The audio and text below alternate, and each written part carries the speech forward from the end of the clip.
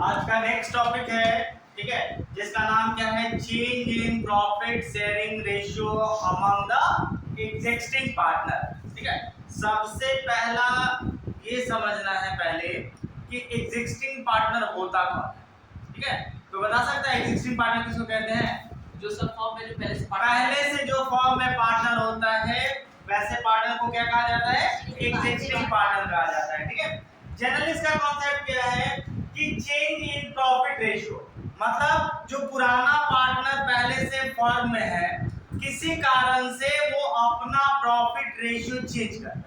ठीक है, तो जो पुराना पार्टनर पहले से है प्रॉफिट रेशियो जब चेंज करता है उसी का नाम क्या है? Change in profit sharing ratio among the existing partner. Generally इसका बेसिक कॉन्सेप्ट क्या है? ठीक है, कि मान लीजिए कि तीन पार्टनर हैं। ठीक है, तीन पार्टनर है, पहले किसी और आधार पर प्रॉफिट, जैसे मान लीजिए कि प्रॉफिट तीनों 3-2-1 में बांटा था, कैपिटल तीनों का इक्वल था, बाद में डिसाइड किया कि नहीं ये गलत है, जब तीनों का कैपिटल इक्वल है तो प्रॉफिट हम लोग अलग अलग क्यों बांटेंगे? प्रॉफिट हम लोग क्या करेंगे? इक्वल ही बांटेंगे। ठीक है, तो पार्टनर वही है लेकिन प्रॉफिट रेशियो क्या हो गया?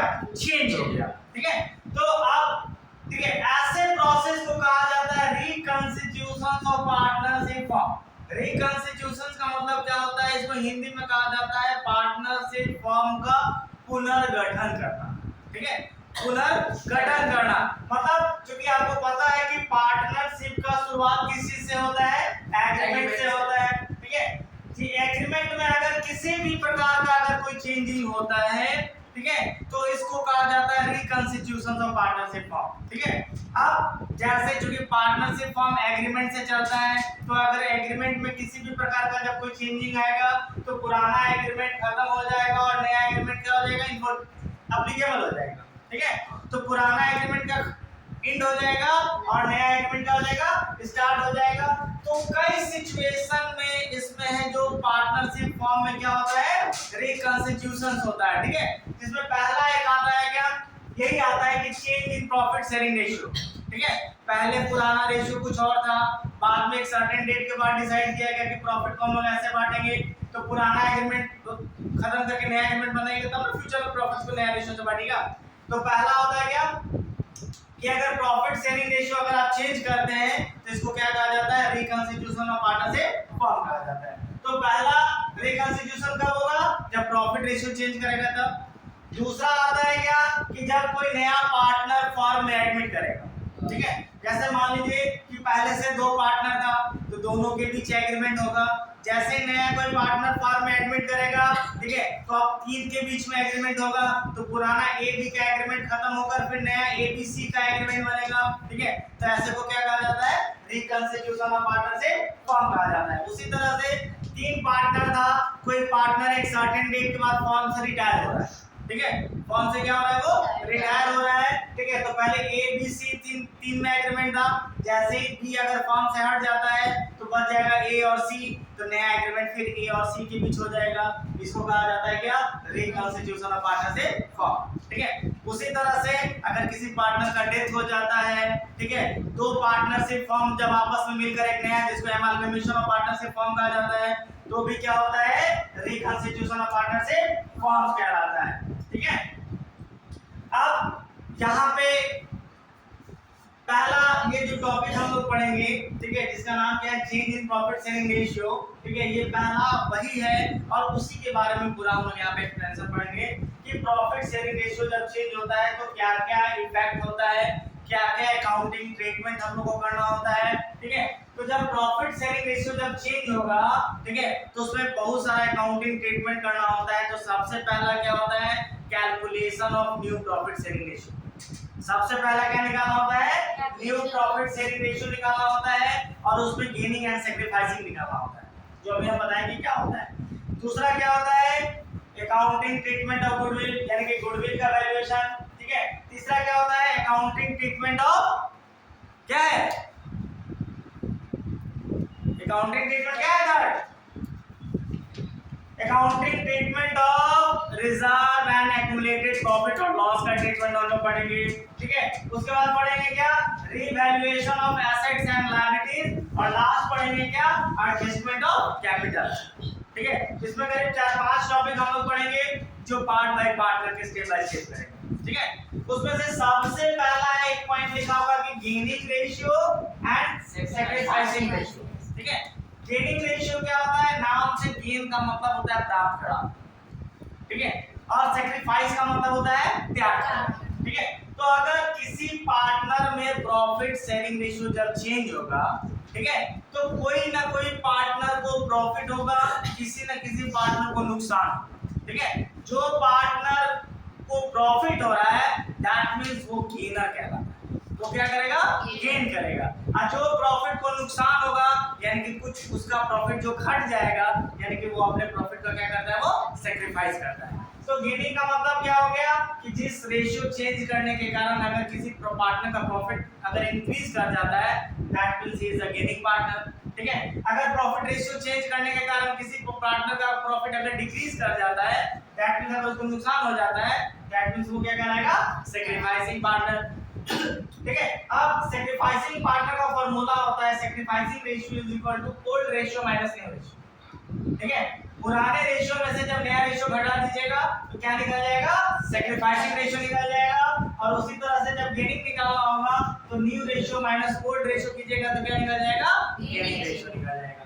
इन दोनों का एक कॉमन फार्मूला होता है क्या, कि दोनों में से कोई एक फार्मूला याद रखिए, ठीक है। जैसे sacrificing ratio is equal to old ratio minus new ratio कीजिएगा ना, ठीक है। तो अगर ये पॉजिटिव में अगर आंसर आया, ठीक है, दैट मींस वो गेनिंग रेशियो कहलाएगा, ठीक है। अगर ये नेगेटिव में आंसर आ गया तो वो क्या कहलाएगा, सैक्रिफाइसिंग कहलाएगा, ठीक है। तो दो फार्मूला याद ना रखे, एक भी याद रख सकते हैं कि अगर वो जिस फार्मूला आपको दोनों में से कोई याद रखे, सैक्रिफाइसिंग वाला याद रखिएगा तो old ratio minus new ratio, अगर पॉजिटिव आ गया तो वो क्या होगा, सैक्रिफाइसिंग पार्टनर, अगर नेगेटिव हो गया तो वो गेनिंग पार्टनर।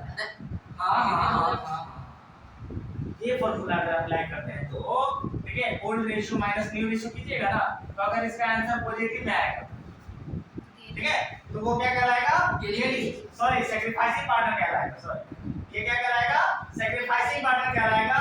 अगर ये नेगेटिव में आ गया ना तो क्या कहलाएगा, गेनिंग पार्टनर कहलाएगा, ठीक है। तो दोनों में से कोई फार्मूला है क्या रखिएगा, अप्लाई कीजिएगा, आंसर आ जाएगा, ठीक है। कोई डाउट?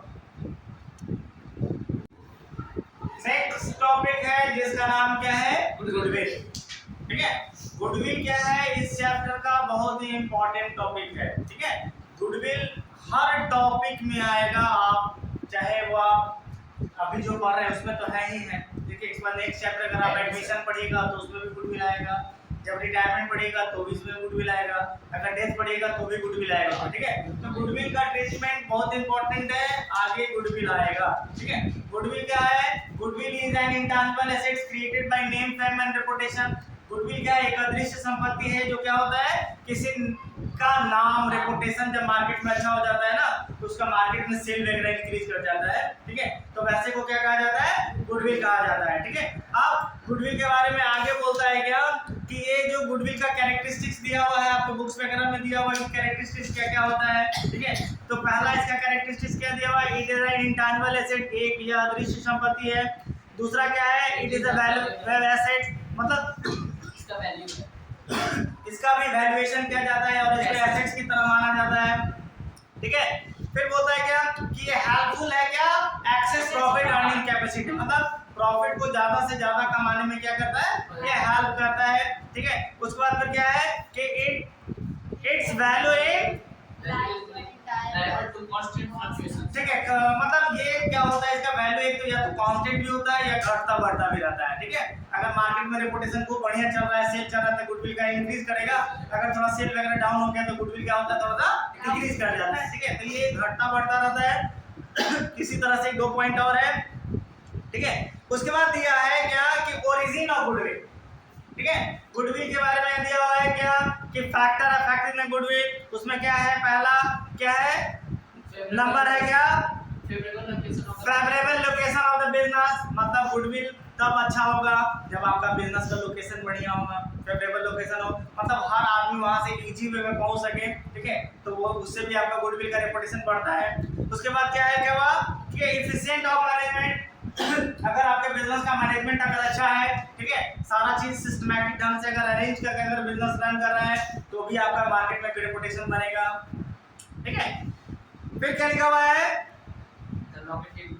लॉन्गेटिव ऑफ द बिजनेस, मतलब अगर मार्केट में अगर रेपुटेशन आपका अच्छा है, गुडविल अच्छा है, तो ये आपका बिजनेस क्या होगा, लॉन्ग लास्टिंग होगा, ठीक है, वो आपका बिजनेस क्या करेगा, लंबे समय तक चलेगा, ठीक है। इसी तरह से 3-4 पॉइंट और लिखा हुआ है, ठीक है। मेन इसका इंपॉर्टेंट है classification of goodwill. Important point क्या है इसका, क्लासिफिकेशन ऑफ गुडविल, ठीक है। क्लासिफिकेशन ऑफ गुडविल में गुडविल को दो तरह से यहाँ पे क्लासिफाइड किया गया है। एक का नाम क्या है, परचेज गुडविल, दूसरे का नाम क्या है, सेल्फ जनरेटेड गुडविल, ठीक है। दोनों के नाम से ही पता चल रहा है कि purchase and self generated. Purchase का मतलब क्या होता है कि किसी दूसरे ऑर्गेनाइजेशन के रेपुटेशन नाम को खरीद कर अगर हम उसके नाम को अगर हम यूज करते हैं, ठीक है, तो वैसे को क्या कहा जाता है, परचेज गुडविल कहा जाता है, ठीक है।